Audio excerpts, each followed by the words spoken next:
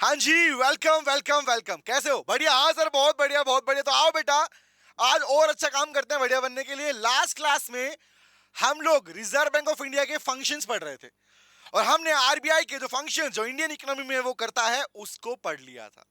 और हम जानते हैं रिजर्व बैंक ऑफ इंडिया ही है जो मॉनेटरी पॉलिसी को एडमिन करता है। इन शॉर्ट, इकोनॉमी के अंदर इन्फ्लेशन और डिफ्लेशन जैसी कंडीशन को कैसे रिजोल्व करता है हम पढ़ चुके थे। आज उसी कंटेंट को बढ़ाने वाले हैं और आगे, और हम पढ़ने वाले हैं आज वो मेथड्स जिनको यूज करके reserve bank of India economy के अंदर क्रेडिट को कंट्रोल करता है। इन मींस, सर एक बात बताओ, सुनो ध्यान से बात को। जब मैं कहता हूं क्रेडिट कंट्रोल, तो इसका मतलब क्या हुआ? याद करो, भूले तो नहीं हो बातें कि इकोनॉमी के अंदर क्रेडिट मतलब उधार। अगर क्रेडिट का पार्ट जो कि कॉमर्शियल बैंक्स हमें प्रोवाइड करते हैं, हम पूरी चेन समझ चुके थे कि आरबीआई नोट प्रिंट करता है, आरबीआई उसी पैसे को कॉमर्शियल बैंक्स और डेवलपमेंट बैंक्स के थ्रू हमारे पास तक पहुंचाता है, डायरेक्टली और इनडायरेक्टली फॉर्म के अंदर।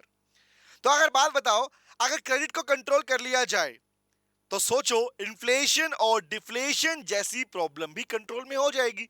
इट मींस, अगर मैं कहना चाहूं तो इकोनॉमी के अंदर, सुनना ध्यान से, इकोनॉमी के अंदर इकोनॉमिक स्टेबलाइजेशन के लिए, रिपीट कर रहा हूं, हर एक बात का रीजन दूंगा, विद रीजन समझाने वाला हूं। सुना ध्यान से बात को। क्या बोला? इकोनॉमी के अंदर अगर इकोनॉमिक स्टेबलाइजेशन करना है, सर इसका मतलब क्या हुआ? बताता हूं बेटा, सुनते रहो ध्यान से। The word stabilization mean stability. अगर इकोनॉमी में चाहते हो स्टेबिलिटी, स्टेबिलिटी कब होती है?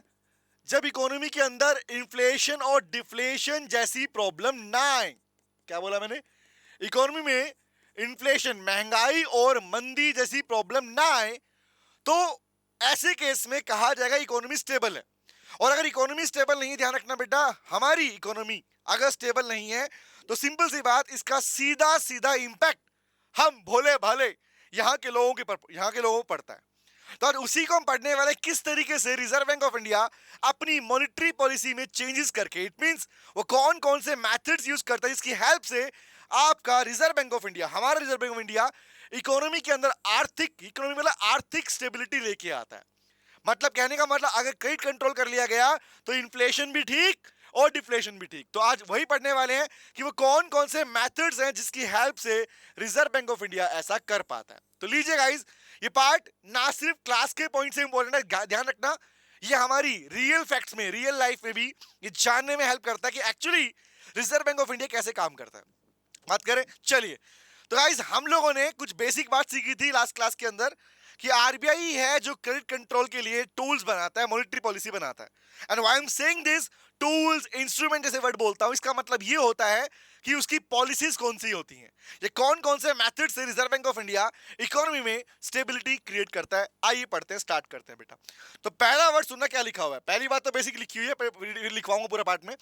बोला भैया कौन कौन से मेथड, पहले बात पढ़ते हैं। बोला सेंट्रल बैंक वाला आपका कौन सा है? RBI. Central bank control the creation of credit. Economy के अंदर उधार कितना क्रिएट होगा, एक बात बताओ, सोचना ध्यान से। अगर, एक बात बताओ, अगर इकोनॉमी के अंदर क्रेडिट क्रिएशन ज्यादा हो, एक बहुत ही कॉमन फैक्ट्स के ऊपर ही पूरा पार्ट चलने वाला है, सुनो ध्यान से बात को। अगर इकोनॉमी के अंदर क्रेडिट क्रिएशन ज्यादा होगा, इट मींस कॉमर्शियल बैंक के पास लोन ज्यादा और वो पब्लिक तक लोन ज्यादा पहुंचाएंगे। इसका मतलब ये होता है, इट मींस मनी सप्लाई का बढ़ना। अब बताओ एक बात सोच के, अगर उधार ज्यादा दिया गया तो सोचो इकोनॉमी में जितने भी लोग हैं, that means called house hold, जो यहाँ के लोग हैं, क्या उनकी परचेजिंग पावर, खरीदने की क्षमता बढ़ेगी नहीं बढ़ेगी? अब सिर्फ बात कर रहा हूं कि ये सेम बात मैं लास्ट क्लास में कर चुका हूं, but to connect to topic इसलिए बता रहा हूं बातें मैं। अगर क्रेडिट ज्यादा क्रिएट किया गया, उधार ज्यादा दिया गया, तो हाउस होल्ड मतलब हम जैसे लोगों की, रिमेंबर, परचेजिंग पावर क्या होगी? बढ़ जाएगी। अब परचेजिंग पावर बढ़ेगी तो बताओ, क्या हमारी डिमांड नहीं बढ़ेगी क्या? ऑब्वियस, जब पैसा एक्स्ट्रा होगा तो डिमांड भी बढ़ेगी, और डिमांड जब बढ़ेगी तो इंपैक्ट बताओ क्या होगा? सर महंगाई होगी, महंगाई, क्योंकि सिंपल सी बात, सप्लाई तो उतनी है नहीं। अब क्या होगा? लगातार डिमांड ही बढ़ जाएगी तो इन्फ्लेशन बढ़ता है। तो इट मींस क्रेडिट क्रिएशन की वजह से, क्रेडिट ज्यादा क्रिएट होने से इन्फ्लेशन इंक्रीज होता है, रिमेंबर। तो इसका मतलब क्या हुआ? अगर इकोनॉमी के अंदर डिफ्लेशन, मंदी जैसी कंडीशन है, तो उस कंडीशन में क्रेडिट क्रिएशन ज्यादा होता किया जाता है। लेकिन दूसरा केस अगर मुझे बताओ, अगर क्रेडिट क्रिएशन कम है, अगर इसे डिक्रीज कर दिया जाए, मैं बेसिक क्वेश्चन पूछ रहा हूं आप लोगों से, फिर पढ़ाऊंगा पूरा पार्ट क्या पढ़ने वाले क्लास के अंदर।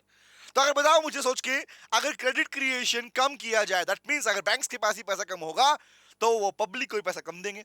पब्लिक को पैसा कम देंगे तो लोगों की परचेजिंग पावर क्या हो जाएगी? गिर जाएगी। परचेजिंग पावर गिर जाएगी मतलब क्या? डिमांड भी क्या हो जाएगी? कम हो जाएगी। इट मींस इन्फ्लेशन और डिफ्लेशन जैसी कंडीशन क्या हो जाएंगी हमारे पास में? करेक्ट हो जाती हैं। और वो कैसे करता है वो दिखाता हूं। यही क्रेडिट कंट्रोल हमारी इकोनॉमी के अंदर बेटे इन्फ्लेशन और डिफ्लेशन जैसी प्रॉब्लम को रिजोल्व करता है, ठीक करता है, और आरबीआई इसके पीछे बैठा हुआ अपनी पॉलिसी बनाने के लिए। तो बात करते हैं ये पॉलिसी कौन कौन सी है गाइस। दो पार्ट में डिवाइड किया, quantitative and qualitative methods. Reserve bank of India इस काम को परफॉर्म करता है दो मेथड की हेल्प से। जब मैं कहता हूं ना क्वांटिटेटिव, इसका मतलब नंबर्स की बात कर रहा हूं। The word quantity means numbers की बात कर रहा हूं। क्वालिटेटिव मतलब गाइडलाइंस की बात कर रहा हूं, कि नॉर्मल बोलेगा, कोई रेट वगैरह लागू लागू नहीं कर रहा। तो जब आप बात करते हो क्वांटिटी, इट मींस कि जहां पर नंबर्स इन्वॉल्व है, जहां पर रेट वगैरह इन्वॉल्व है, उसे बोलते हैं क्वांटिटी। क्वालिटी मतलब जहां पे नंबर्स इन्वॉल्व है, जहां पे क्या है, रूल्स एंड गाइडलाइंस वगैरह आपके पास आती हैं, गाइडलाइंस हैं, रिमेंबर। तो जहां पर ये आता है उसे बोलते हैं क्वालिटेटिव मेथड्स। तो हम दो पार्ट में पढ़ने वाले, इंस्ट्रूमेंट कहूं, मेथड कहूं, टूल कहूं, मतलब सेम है।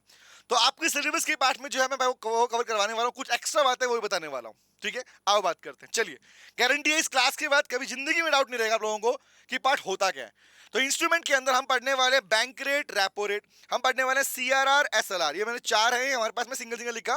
Number 1 bank rate, number 2 repo rate, number 3 CRR, number 4 SLR, number 5 हमारे पास में ओपन मार्केट ऑपरेशन, जिसे हम शॉर्ट में ओएमपी बोलते हैं, सॉरी ओएमओ बोलते हैं। उसके अलावा 6th is margin requirement. Margin requirement इसके पास में क्वालिटेटिव मेथड्स में आता है। अपार्ट फ्रॉम दिस एक होता है मोरल सुएजन, कुछ बुक्स में मिलेगा, कुछ बुक्स में नहीं मिलेगा। The where suasion simply means pressure, एक मॉरल प्रेशर आरबीआई की साइड से बिल्ड किया जाता है। तो पढ़ाऊं, स्टार्ट करें, आओ बात करते हैं। वन बाय वन मैं इस सारे पार्ट को डील करने वाला हूं, बताने वाला हूं कि क्रेडिट कंट्रोल कैसे होगा इन मेथड की हेल्प से।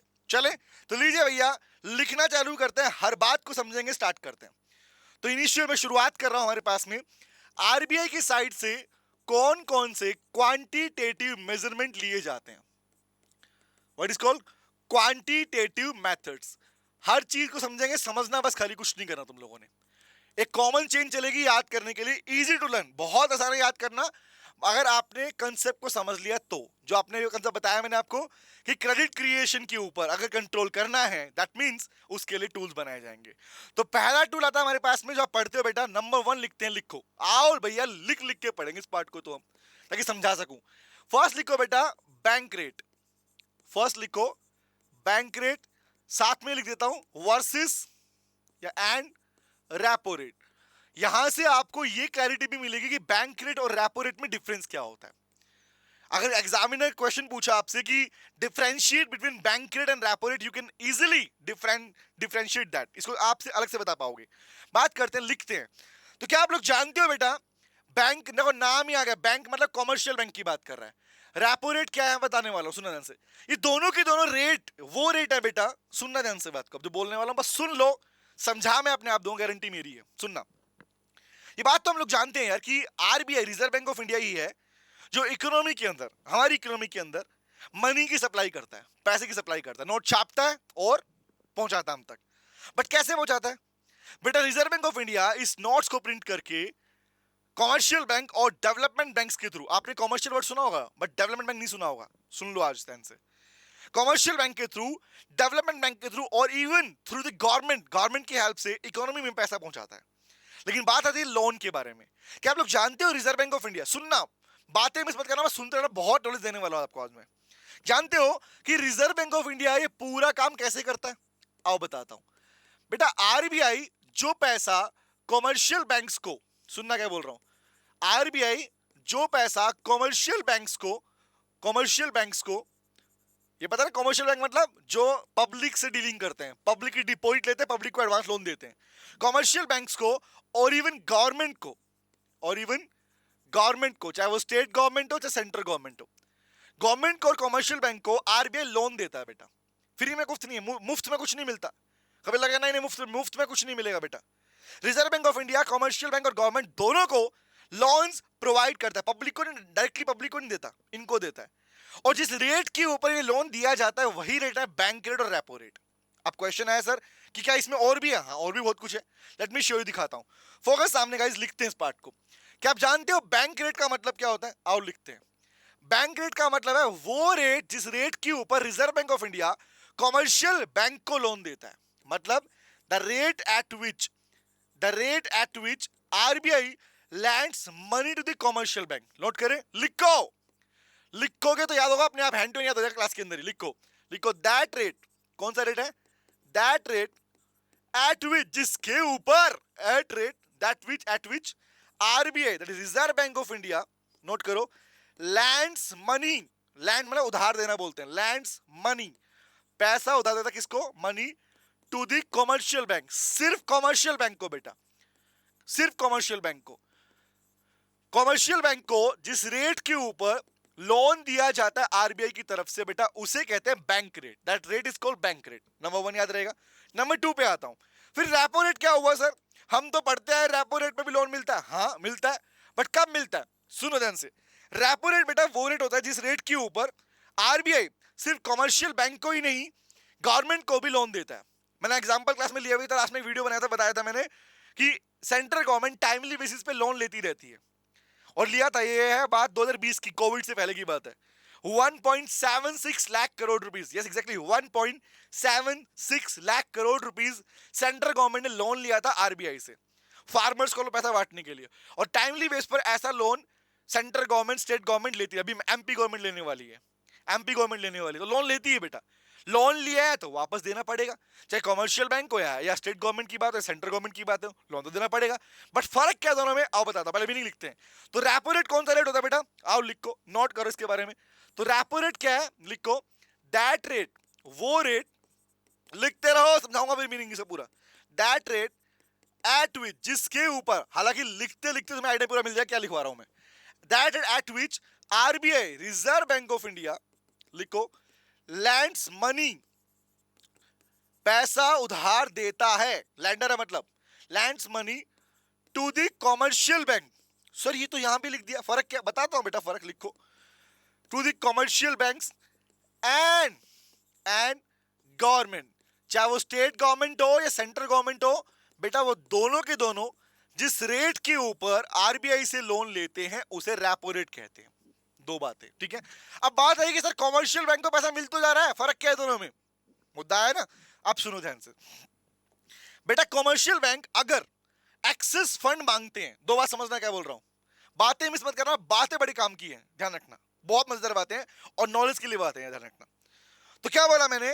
दोनों का मीनिंग लिखा, दोनों में कौन बात है कि आरबीआई लैंड उधार दे रहा है पैसा, यहां भी और यहां भी। अब क्वेश्चन ये आता है कि कॉमर्शियल बैंक को जो पैसा बैंक रेट पे मिलता है सर, उसमें फर्क क्या है, और रेपो मिलता है उसमें फर्क क्या है? पहले कॉमर्शियल बैंक की बात करूंगा मैं, सुनना guys. RBI, reserve bank of India, Indian economy की रिक्वायरमेंट्स को देखकर, कि इंडियन इकोनॉमी में कितने पैसे की रिक्वायरमेंट है उसको रेट देखकर जितना अमाउंट लोन के रूप में कॉमर्शियल बैंक तक देगा, मतलब इंटेंशनली अपनी मर्जी चाहता है कि, एग्जांपल सोचो, आरबीआई चाहता है कि यार देश में कम से कम 10,000 करोड़ रुपए होने चाहिए, एग्जांपल के लिए इतना पैसा रिक्वायरमेंट है देश की, तो वो पैसा कॉमर्शियल बैंक के थ्रू हम तक पहुंचाता है। रिमेंबर, हमारे कॉमर्शियल बैंक के थ्रू पैसा पहुंचाता है। तो वो जो पैसा जो आरबीआई को लग रहा है कि पैसा होना चाहिए, उसके ऊपर जो लोन मिलता है, वो लोन जिस रेट पे मिलता है उस रेट को बोलते हैं बैंक रेट, मतलब जो रिक्वायरमेंट है। लेकिन काफी बार क्या होता है, कॉमर्शियल बैंक्स को सरप्लस फंड की रिक्वायरमेंट होती है, मतलब एग्जांपल क्या से एक्सेस लोन की रिक्वायरमेंट होती है। होता ना कि हमारा बैंक तो बड़ा अच्छा चल रहा है सर, लाओ थोड़ा पैसा और दे दो, डिपॉजिट कम है। तो अगर सरप्लस फंड की रिक्वायरमेंट कॉमर्शियल बैंक्स को होती है गाइस, तो उस वक्त पर जिस रेट के ऊपर आरबीआई उन्हें लोन देगा ना, वो बैंक रेट नहीं होता, वो बैंक रेट नहीं होता, वो होता है बेटा रेपो रेट। तो कमर्शियल बैंक को अगर एक्सेस फंड्स की रिक्वायरमेंट है और वो आरबीआई से मांगना चाहती है तो मांग सकती है, लेकिन ध्यान रखना वो रेट होगा रेपो रेट। और normally repo rate bank rate से करीबन 1 या 1.5% ज्यादा होता है, 1 या 1.5% ज्यादा का होता है। अगर मान लीजिए बैंक रेट है 8%, तो करीबन ये मिलेगा 9 या 9.5%। तो ऑलमोस्ट इतना डिफरेंस दोनों के अंदर आता है। तो पहला डिफरेंस तो ये है। दूसरी बात बोली मैंने, गवर्नमेंट को भी अगर पैसे की आवश्यकता पड़ती है तो आरबीआई लोन बैंक रेट पे नहीं, रेपो रेट पे, रेपो रेट के ऊपर। तो इनिशियली जब भी आप सुनते हो न्यूज वगैरह आती है कि एमपी गवर्नमेंट ने लिया, दिल्ली गवर्नमेंट मांग रही है, तो जो गवर्नमेंट लोन मांगती है बेटा, पैसा मांगती है, उधार लेती है आरबीआई से, वो रेपो रेट पे लेती है, ना कि बैंक रेट के ऊपर। ये है दो बड़ी बातें, ठीक है। अभी खत्म नहीं, आगे बात करता हूं। फिर डिफरेंस क्या है दोनों में, आओ दिखाता हूं। एक डिफरेंस तो कौन सा हो गया, यहां पर एक्सेस फंड्स की रिक्वायरमेंट के लिए लोन मिलता है, नंबर वन। नंबर टू पे आता हूं, फिर बात करूंगा कि इनका डिफरेंस, इनका फर्क क्या पड़ता है, क्योंकि हमें मेन टॉपिक पढ़ना है कि क्रेडिट क्रिएशन कैसे कंट्रोल करेगा आरबीआई इनसे। लेट मी शो यू, अब दिखाता हूं। दूसरी बात बेटा, जानते हो बैंक रेट पर जब लोन दिया जाता है कमर्शियल बैंक को, उसके बदले में कोई भी सिक्योरिटी रखी नहीं जाती। मतलब I can use the word, लिखो नो रिक्वायरमेंट, नोट कर लो, no requirement of collateral security. किसी भी तरह की सिक्योरिटी बदले में नहीं मांगता आरबीआई, किसी भी तरह की बदले में सिक्योरिटी मॉर्टगेज के रूप में नहीं मांगता। कौन नहीं मांगता, आरबीआई नहीं मांगता, अगर लोन दिया जा रहा है बैंक रेट के ऊपर। लेकिन चाहे गवर्नमेंट ले रही हो या बैंक ले रहे हो, अगर वो एक्सेस फंड मांग रहे हैं, तो उस सिचुएशन में लिखो requirement of collateral securities, requirement of collateral securities. Securities रखी जाएंगी और सिक्योरिटीज के बदले वो लोन दिया जाएगा। और कल को अगर मान लीजिए ये बैंक, ये गवर्नमेंट या कॉमर्शियल बैंक वो एक्सेस फंड लौटा नहीं पाया बैंक को, आरबीआई को दे नहीं पाया, तो याद रखना ऐसी कंडीशन में आरबीआई के पास पावर होती है बेटा कि उन सिक्योरिटीज को बेच कर अपना लोन चूरा कर लेगा, अपना लोन पूरा कर लेगा। और ये सिक्योरिटीज अक्सर ज्यादा अमाउंट की होती है एज कंपेयर टू लोन। दो बातें बोलो, याद रहेगी बातें। तो ये मीनिंग हो गया बैंक रेट का और मीनिंग हो गया रेपो रेट का। अब मेरा प्रश्न अगला जो मुझे आपसे पूछना है आप लोगों, ये तो मीनिंग हो गया, ठीक है, डिफरेंस भी समझ में आ गया आप लोगों को। अब मेरा प्रश्न ये है जो हम पढ़ने वाले हैं, जो कॉमन पॉइंट चलेगा हमारा, कि आरबीआई किस तरीके से बैंक रेट और रेपो रेट को यूज करता है क्रेडिट क्रिएशन करने के लिए। मतलब I can use the word bank rate और रेपो रेट को कैसे यूज किया जाता है, क्योंकि दोनों का पर्पस क्या है सर, दोनों का पर्पस है कि रेट, जिस रेट के ऊपर लोन मिल रहा है, बैंक को मिल रहा है, गवर्नमेंट को मिल रहा है, बात वही है, ठीक है। बट लोन तो जा रहा है ना पैसा, एट दी एंड पैसा यहां से जाए, यहां से जाए, जा कहां रहा है, कहां जा रहा है, सोचो। पैसा चाहे बैंक रेट के थ्रू गया हो चाहे रेपो रेट के थ्रू गया हो, ये पैसा कहां गया, ये पैसा गया इकोनॉमी के अंदर। इट मींस ये पैसा इकोनॉमी के अंदर मनी की सप्लाई को बढ़ा देगा। बोलो हाँ है ना, बढ़ेगा नहीं बढ़ेगा, बढ़ेगा सर। तो बताओ आरबीआई कैसे क्रेडिट क्रिएशन करता है। तो सुनो ध्यान से बात बेटा, अब मेरा प्रश्न आप लोगों से पहले सोचना फिर रिप्लाई करना, ठीक है, फिर सोचना क्या आंसर आएगा इसका। दो बातें पूछूंगा, जब भी आपसे पूछा जाए कंट्रोल कैसे करेगा, तो आपको हमेशा चेक करना होता है कि अगर इस रेट को इंक्रीज कर दिया गया तो क्या होगा, और अगर रेट को डिक्रीज कर दिया गया तो क्या होगा। तो अगर आपने इनके दोनों के इंक्रीज डिक्रीज के पॉइंट को देख लिया तो ऑटोमेटिकली आपको आपका आंसर मिल जाएगा। लेट मी शो यू, बताना मुझे, ठीक है। पूछता हूं, if bank rate increases, if bank rate increases या bank rate decreases या repo rate increases, repo rate decreases, दोनों का मैंने साथ लिख दिया इस टाइम, क्योंकि दोनों का मतलब वही है उधार देना पैसा। जवाब दो बेटा, अगर बैंक रेट या रेपो रेट बढ़ेगा तो क्या कॉमर्शियल बैंक्स और गवर्नमेंट लोन लेगी, सोचो, लोन तो लेगी, ज्यादा लेगी क्या, नहीं लेगी।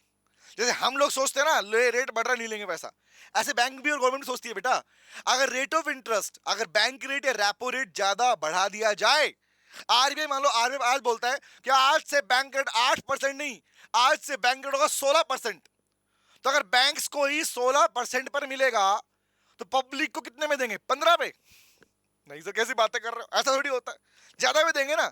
और तुम्हें कोई बैंक ऑफर करे कि आज से हम आपको 24% पे देंगे, तुम बोले पागल हैंगे, पगलेट हो गए, दिमाग खोरी खराब है हमारा, लोन लेंगे तुमसे। तो क्वेश्चन इज, बैंक रेट या रेपो रेट के बढ़ने से इंपैक्ट क्या आता है, इंपैक्ट आता है बेटा आपका, ऑलवेज रिमेंबर, लोन कम लिया जाएगा, और लोन जब ये कम लेंगे तो इकोनॉमी के अंदर क्रेडिट क्या होगा, क्या होगा, क्रेडिट भी गिर जाएगा। मतलब क्रेडिट को जब कम करने की आवश्यकता पड़ती है, सुनना क्या बोल रहा हूं, जब रिजर्व बैंक ऑफ इंडिया को लगता है कि इकोनॉमी के अंदर क्रेडिट को कंट्रोल करना है, क्रेडिट ज्यादा नहीं होना चाहिए, तो याद रखना उस सिचुएशन के अंदर, उस केस के अंदर आरबीआई इन दोनों के रेट को इंक्रीज कर देता है।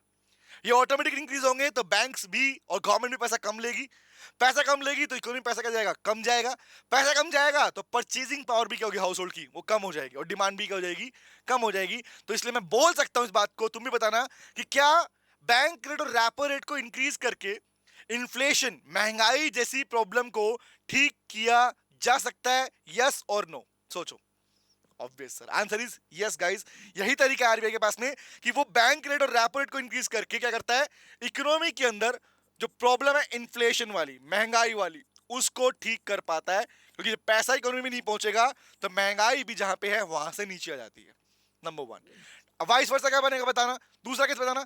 अगर बैंक रेट और रेपो रेट कम कर दिया जाए तो सोचो क्या होगा। अगर ये कम हो गया तो बेटा एक बैंक्स और कमर्शियल बैंक गवर्नमेंट क्या करेंगी, ये लोन ज्यादा लेंगी, मतलब इकोनॉमी के अंदर क्रेडिट क्रिएशन ज्यादा होगा, the credit creation will increase.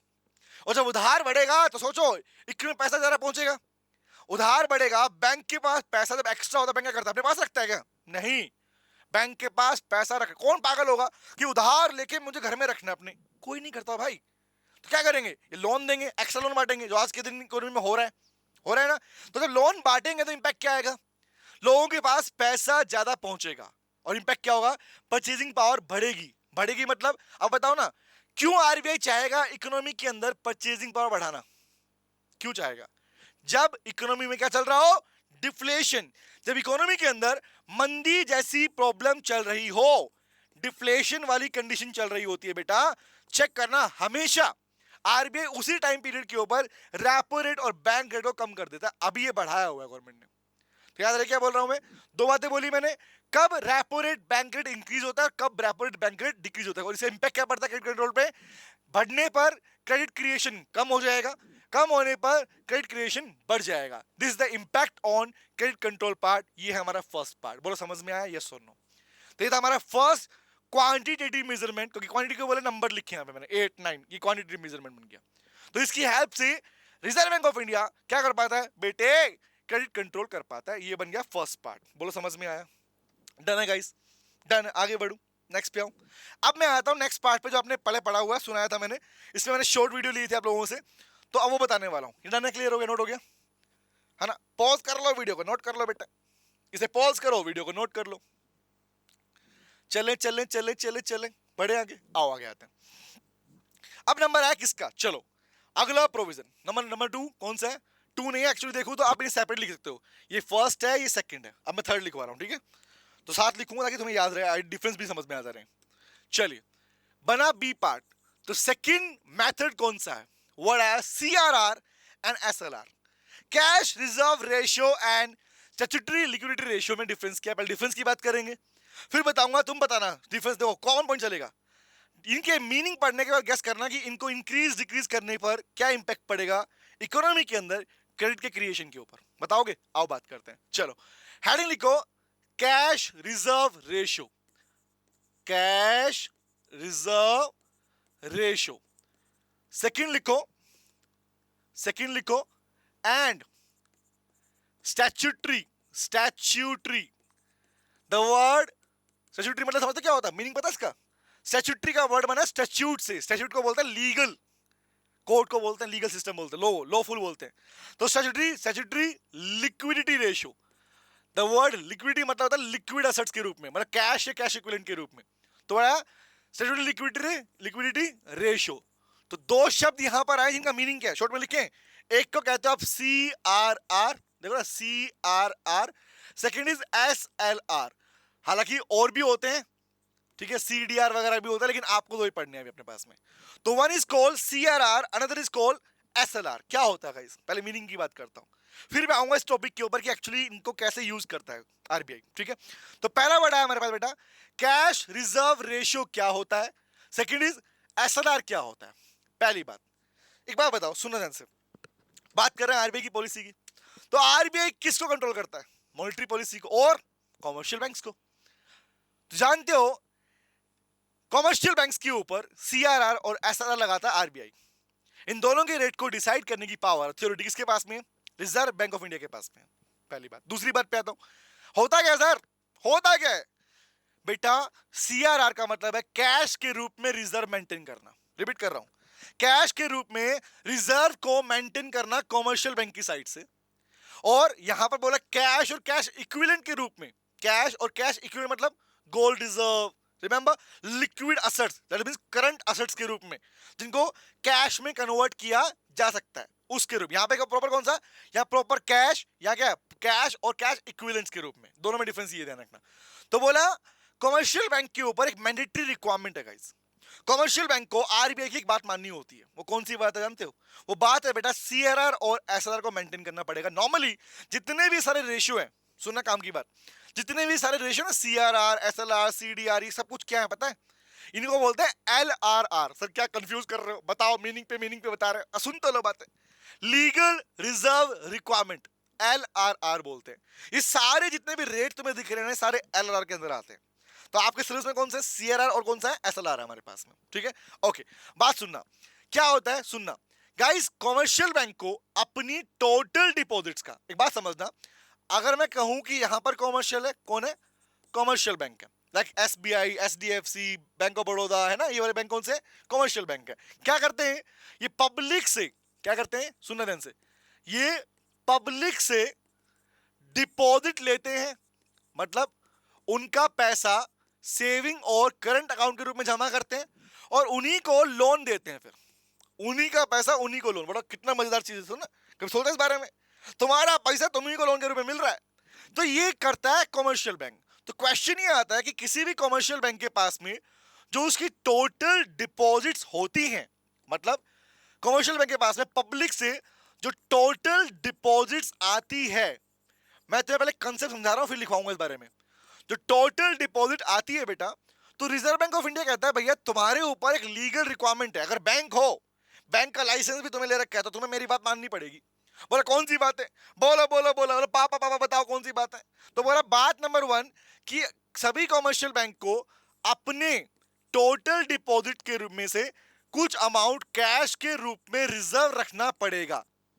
मतलब ये क्या सर? कैश के रूप में रिजर्व रखना पड़ेगा, मतलब आप उस पैसे को लोन के रूप में प्रोवाइड नहीं कर सकते।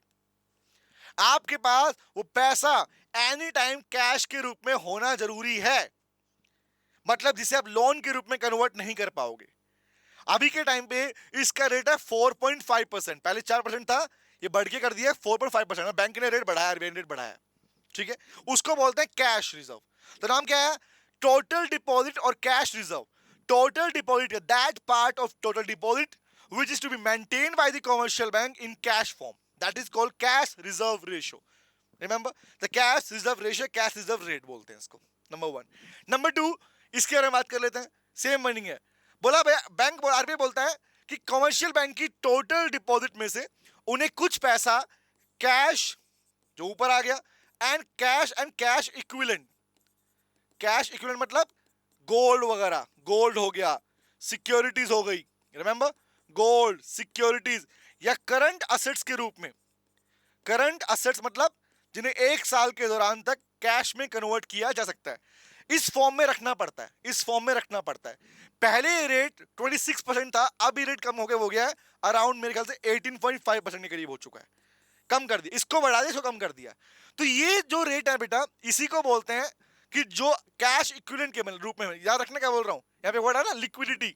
द वर्ड लिक्विडिटी मतलब लिक्विड असेट, चेक करना, ये करंट असेट, रिमेंबर, सुनना ध्यान से बात को, रट्टा मारना बंद करो। करंट असेट्स और सिक्योरिटी जो होती हैं, क्या होती हैं? इन्हीं को बोलते हैं बेटा लिक्विड असेट्स, जिन्हें कैश में कन्वर्ट किया जा सकता है। तो इसके रूप में उन्हें रखना पड़ता है अपने पास में, किसको? कमर्शियल बैंक को। उसको बोलते हैं बेटा स्टैट्यूटरी लिक्विडिटी रेशियो, जितना अमाउंट रखना पड़ता है। रिमेंबर दैट इज 18.5% है और ये वाला कितना है? 4.5% है। तो मीनिंग हो गया किसका हमारे पास में एक्चुअल में क्या होता है वो बताया मैंने आपको। अब लिखवा दूं इनके बारे में, नोट करवा दूं, आओ नोट करते हैं। तो हेडिंग लिखो, नेक्स्ट पे लिखवा दूं, आओ। तो लिखते हैं सीआरआर क्या और एसएलआर क्या, दोबारा लिखता हूं पार्ट को। तो पहला वर्ड है, लिखो सीआरआर क्या होता है, नोट करो, फिर बताना क्या इंपैक्ट पड़ेगा, ठीक है? लिखो बेटा, लिखो सीआरआर क्या है? It refers to that rate, it refers to that rate at which, जिसके ऊपर, at which commercial banks, note करना बेटा, समझ में तो मीनिंग क्लियर हो गया आप लोगों को? अब लिख पाऊंगा, ठीक है? लिखो at which the commercial banks should maintain,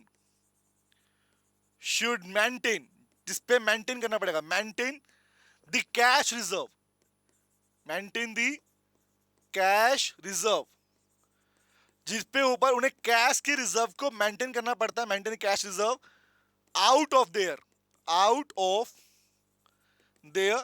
total deposits, अपनी टोटल डिपॉजिट्स में से जितना पार्ट उन्हें कैश के रूप में मेंटेन करना होता है, मतलब which is not allowed to be, I can use the word and that amount can not be utilize, that amount लिखो, एंड दैट अमाउंट, कौन सी अमाउंट, ये कैश वाली amount, that amount can not be, जो बोला वही लिख रहा हूं, देखो चेक करो, कुछ भी नहीं लिख रहे, that amount can not be utilize, इसे यूटिलाइज नहीं किया जा सकता, utilize for advancing loan, loan देने के रूप में इसको यूज किया नहीं जा सकता।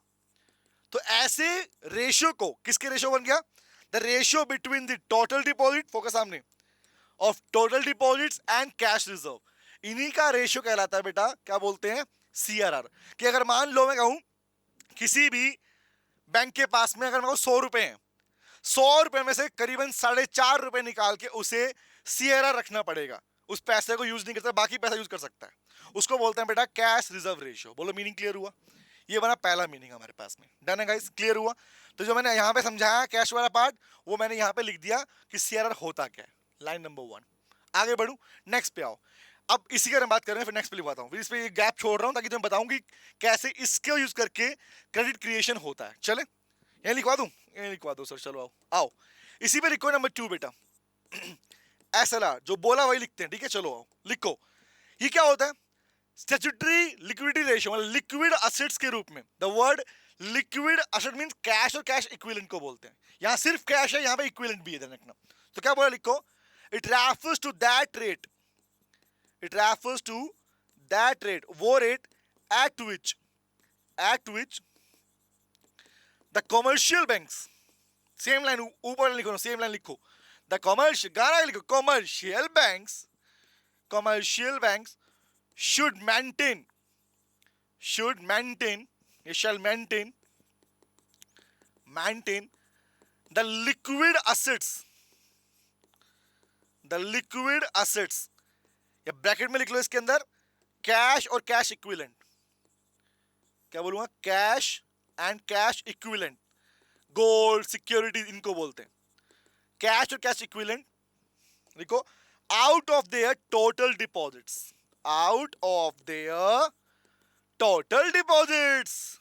अपनी टोटल डिपॉजिट का वो हिस्सा जो उन्हें लिक्विड असेट्स के रूप में रखना होता है, उसको कहते हैं मेरे लाल, क्या उसको कहते हैं, क्या बोलते हैं, SLR, that is called statutory liquidity ratio बोलते हैं, मतलब in short statutory legal requirement है, लो ये नहीं कि ऑप्शन है ना, हाँ कॉमर्शियल बैंक को बोल दिया तो रखना ही रखना पड़ेगा, चॉइस का पार्ट तुम्हें दिया ही नहीं गया, चॉइस का पार्ट तुम्हारे पास में है ही नहीं, तो उसे कहते हैं बेटा SLR, CRR एंड SLR। बोलो मीनिंग क्लियर हुआ, अब मीनिंग क्लियर हुआ, अब नेक्स्ट तुम बताओगे मेरे को, ये बात क्लियर हो गया, मीनिंग क्लियर है। तो मेरा क्वेश्चन क्या था कि बताओ आरबीआई इनको यूज करके कैसे क्रेडिट क्रिएशन को कंट्रोल करता है, गैस करो, सोचो, अगर आरबीआई सीआरआर या एसएलआर के रेशियो को बढ़ा दे, क्या होगा, सोचो क्या होगा, अगर आरबीआई ने सीआरआर कैश रिजर्व रेशियो या एसएलआर को इंक्रीज कर दिया, तो कमर्शियल बैंक को उतना ही ज्यादा पैसा अपनी टोटल डिपॉजिट में से निकाल के रखना पड़ेगा। बोलो हाँ है ना, रखना पड़ेगा, और उस पैसे को वो यूज भी नहीं कर, लोन के रूप में यूज भी नहीं कर सकती, ऑब्वियस बात है।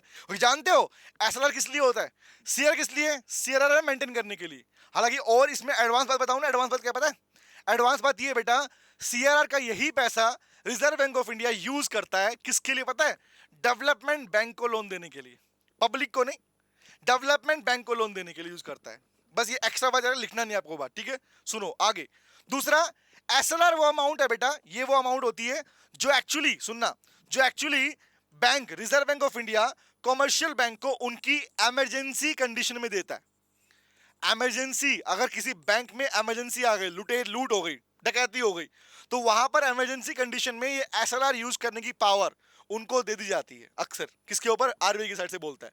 बट जब तक आरबीआई नहीं बोलेगा, इन दोनों पैसे को यूज करने का राइट कॉमर्शियल बैंक के पास में नहीं होता है, नहीं कर सकते, याद रखना, नहीं कर सकते। तो क्वेश्चन मेरा ये आया, बताओ इन दोनों में इंक्रीज डिक्रीज करके, मतलब इन दोनों को यूज करके कैसे कैसे reserve bank of India credit control करता है बताओ। तो सीआरआर एंड एसएलआर ये दो हैं, तो बताओ बेटा, सोचो इन दोनों को में चेंज मतलब अगर इन दोनों को इंक्रीज कर दिया गया तब क्या होगा और डिक्रीज कर दिया गया तब क्या होगा, गेस करो। तो पहला क्वेश्चन पूछता हूं, इफ क्वेश्चन कैसा है एग्जाम में, क्वेश्चन कैसा पता है, क्वेश्चन आता है कि if the CRR will increase, if RBI increase the CRR rate, what will be the impact on the economy, या what will the impact on credit creation in the economy बोल सकता है, या how the RBI can correct the inflation deflation, ये question आता है। तो बताओ इंडिविजुअल पूछे कैसे, मुझे आंसर आपका वही रहेगा। क्या आंसर रहेगा? अगर सीआरआर या एसएलआर बढ़ा दे क्या होगा? अगर ये दोनों इंक्रीज हुए तो बताओ बेटा, क्या कमर्शियल बैंक के पास में पैसा लोन के रूप में ज्यादा बचेगा कि लोन दे पाएंगे ज्यादा? Answer is no. CRR SLR बढ़ेगा तो क्या होगा, इंपैक्ट क्या आएगा कमर्शियल बैंक्स के पास में। आई कैन यूज दी वर्ड, छोटा बोलता हूं, कमर्शियल बैंक्स के पास में जो उनकी टोटल डिपॉजिट्स होती हैं, टोटल डिपॉजिट्स होती हैं, वो भी क्या हो जाएगी, कम हो जाएगी। कम मतलब उसे लोन के रूप में यूज ही नहीं कर पाएंगे वो, रिमेंबर, वो गिरेगी। और जब पैसा कौन सा टोटल डिपॉजिट अफेक्ट होगी, मतलब क्या होगा, मतलब ये होगा कि अमाउंट जो लोन के रूप में पब्लिक को देने के लिए यूज करता कमर्शियल बैंक, वो भी क्या हो जाएगा, वो भी गिर जाएगा, तो यूज ही नहीं कर पाओगे पैसा वो वाला, रिमेंबर। और जब पैसा यूज नहीं कर पाओगे तो बताओ इकोनॉमी के अंदर जो लोन्स है या इकोनॉमी के अंदर जो मनी सप्लाई है उस पर क्या इंपैक्ट पड़ेगा, बताओ। इकोनॉमी के अंदर मनी सप्लाई पर क्या इंपैक्ट पड़ेगा, सोचो, बताओ क्या फर्क पड़ेगा। सर अगर पैसा कम होगा, जब बैंक के पास ही पैसा कम रहेगा लोन के रूप में, तो इकोनॉमी में क्या होगा सर, पैसा लोन्स क्या हो जाएंगे, in decrease in money supply, money की सप्लाई गिर जाएगी। तो मुझे एक बात का रिप्लाई करो, reserve bank of India money supply कम करना चाहेगा, बताओ आरबीआई मनी सप्लाई को कब कम करना पसंद करेगा, इन्फ्लेशन के टाइम पे या डिफ्लेशन के टाइम पर? सोचो, गैस करो कि कब आरबीआई चाहेगा कि मनी सप्लाई इकोनॉमी में कम हो जाए, महंगाई के टाइम पर या मंदी के टाइम पर? कब? ऑब्वियस, जब महंगाई बढ़ रही है, लोगों में पैसा जा रहा है और लोगों पर पैसा कम करने की आवश्यकता है, तो उस समय पर क्या करेगा, इट मींस ऐसा का कौन सा होता है सर, आरबीआई कैन करेक्ट, क्या कर सकता है, ठीक कर पाएगा क्या, इन्फ्लेशन कंडीशन। तो अगर इकोनॉमी में क्या है, महंगाई है, तो ऐसा करके आरबीआई महंगाई को ठीक कर पाता है। और वाइस वर्सा में क्या आएगा, डिक्रीज करके क्या करेगा, बताओ। अगर चाहता है डिक्रीज करना तो इंपैक्ट क्या हो जाएगा, उल्टा हो जाएगा, सब बढ़ जाएंगे सारे, और क्या होगा sir, RBI can correct by decreasing CRR SLR, RBI can correct the problem of deflation. वो डिफ्लेशन मतलब मंदी वाली कंडीशन को ठीक कर पाएगा। And this is the answer guys, जो आपने क्वेश्चन पूछा, मीनिंग यहां पे हमने लिख ही दिया पहले, ठीक है, आइडिया आपको मिल गया होगा। और बता दिया मैंने आपको ये वाला पार्ट हमारे पास में, दो पार्ट क्लियर, मैं दो नहीं 4 किया आप लोगों ने। हमने पढ़ लिया रेपो रेट क्या है, बैंक रेट क्या है, हमने पढ़ लिया सीआरआर क्या है और एसएलआर क्या है, ये वाला पार्ट हमारा हो चुका है। कोई डाउट किसी बता रहा हूँ मुझे, इसमें कोई डाउट किसी का रहे तो प्लीज मुझे शेयर जरूर करना। हाँ, सब बच्चे डाउट भेज रहे हैं, जो बच्चे नहीं भेज रहे प्लीज बेटा, डाउट अगर रहता है यू कैन क्लियरली आस्क, पूछो ना भाई, इकोनॉमिक्स है, खेलेंगे इससे, मजे करेंगे इसमें, बताओ। हर चीज के पीछे रीजन है, बताऊंगा रीजन क्या क्या होते हैं, ठीक है, याद रहेगा बेटा, बोलो क्लियर है। तो हमने अभी अपनी इस क्लास में अपने पास में 4 पार्ट कवर कर लिए। अब बच गए हमारे पास में, देखो, बैंक रेट हो गया, रेपो रेट हो गया, सीआरआर हो गया, एसएलआर हो गया। अब बचे open market operation, margin requirement, moral suasion, और एक और होता है, लिखवा दूं, एक और पढ़ेंगे हम लोग अपने पास में, दिस कॉल, लिख लो crowding out effect, crowding out. चलो छोड़ो इसको, रहने दो, ये तुम्हारे पास में है नहीं, भी आएगा भी नहीं, ठीक है। तो बचे हुए 3 पार्ट को हम करेंगे नेक्स्ट क्लास के अंदर, और नेक्स्ट क्लास में इसके साथ साथ में हम कुछ नया पार्ट भी सीखने वाले हैं। तो मिलते हैं नेक्स्ट क्लास में, thank you very much, bye bye guys. और कोई डाउट रहे प्लीज, बार बार बोलो, डाउट हो प्लीज शेयर करो, आई वांट टू डाउट, मुझे प्यार तुम्हारे डाउट से। तो और क्लास अच्छी लगी हो तो प्लीज जरूर बताना मुझे, कोई डाउट है पक्का बताना। Thank you very much. गाना गाओ जाओ, कौन सा गाना, बाय बाय और टाटा, सी यू अगेन, और कल फिर मिलेंगे तेरे मेरे नैन, बाय बेटा, बाय, टेक केयर। हेलो बच्चों, कैसे हैं आप? मैं CA संतोष कुमार। मैंने और मेरी टीम ने डिसाइड किया कि जो क्वालिटी एजुकेशन मैं और मेरी टीम एक पर्टिकुलर एरिया में प्रोवाइड कर रहे हैं, उसको पूरे देश में क्यों न फैलाया जाए at the reasonable cost. Under the brand name of COC education private limited. मेरे बच्चों, इस सक्सेस को हमने पाया कॉमर्स के स्टूडेंट्स किसी भी कोर्स के हो, वो पूरे ऑल ओवर इंडिया में बैठ के हमारे कोर्सेज से बेनिफिट ले रहे हैं या ले चुके हैं। हमें जो दूसरों से अलग करता है वो है हमारा डेली डाउट सेशन। हमारा जो एकेडमिक इंस्ट्रक्टर टीम है आपके कॉन्टिन्यूस आपके ग्रोथ पे वो नजर बनाए रखता है और आपको कॉन्टिन्यूस बेसिस पे मोटिवेट करना आपको स्टडी के लिए।